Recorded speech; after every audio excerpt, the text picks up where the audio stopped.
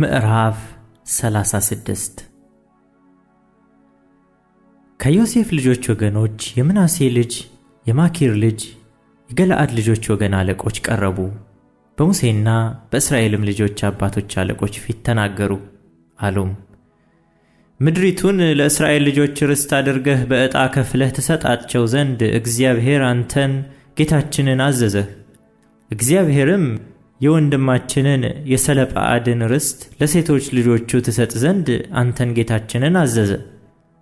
ከሌላም ከእስራኤል ልጆች ነገድ ባል ቢያገቡ ርስታቸው ከአባቶቻችን ርስት ይነቀላል፣ እነርሱም ለሚሆኑበት ለሌላው ነገድ ርስት ይጨመራል። እንደዚህም የርስታችን ዕጣ ይጎድላል። ለእስራኤልም ልጆች ኢዮቤልዩ በመጣ ጊዜ ርስታቸው ለሚሆኑበት ነገድ ርስት ይጨመራል። እንደዚህም ርስታቸው ከአባቶቻችን ነገድ ርስት ይጎድላል።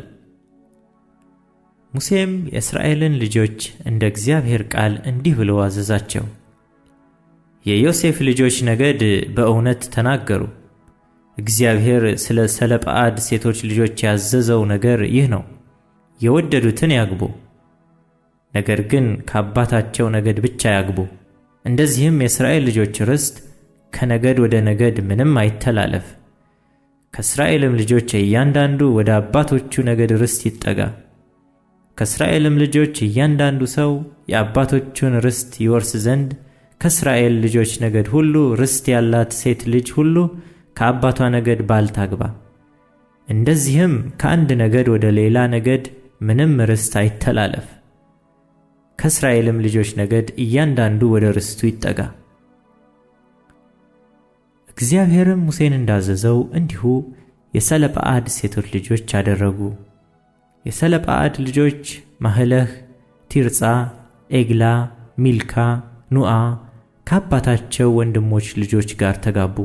ከዮሴፍ ልጅ ከምናሴ ልጆች ወገኖች ባሎቻቸውን አገቡ። ርስታቸውም በአባታቸው ነገድ ጸና። እግዚአብሔር በሙሴ እጅ የእስራኤልን ልጆች በዮርዳኖስ አጠገብ በኢያሪኮ አንጻር በሞዓብ ሜዳ ያዘዛቸው ትእዛዝና ፍርድ እነዚህ ናቸው።